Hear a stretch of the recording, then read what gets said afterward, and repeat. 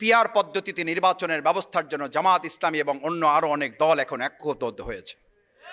কারণ আপনি জাতীয় সরকার করতে চান, এটা মুখে বলেন না অন্তরে বলেন, এটা বোঝার জন্য বাস্তব প্রয়োগ পদ্ধতি হচ্ছে পিআর পদ্ধতি। তাহলে আপনি বড় দল না ছোট দল? আপনি যদি বড় দল হন তাহলে আপনি বড় অংশ পাবেন, আপনি বড় অংশ পাবেন। আপনার অসুবিধাটা কি? আপনি তো বড় দল, তাহলে আপনার ভয় কেন? আমি তো ছোট দল, আমার তো ভয় নাই। আমি ছোট দল, আমি ছোট অংশ পাবো, জনগণ যা রায় দেবে তার ভিত্তিতে হিসাব হবে।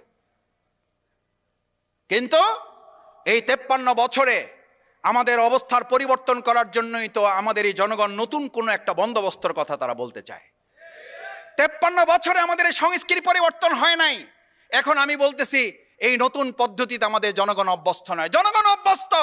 আমরা সংস্কৃতি ভেঙে, আমরা পুরনো সংস্কৃতির ঊর্ধ্বে উঠে নতুন সুন্দর কোন বন্দোবস্ত দিতে চাই না বলে আমরা এটা মানতে চাই না। জনগণ অভ্যস্ত নয়, জনগণকে এত ছোট ভাবার কোনো কারণ নাই।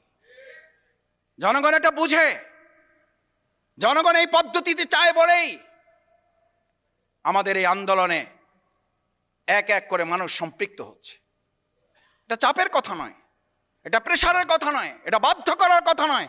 আলোচনার ভিত্তিতেই আমাদের এই সমস্যার সমাধানের পথ বের করতে হবে।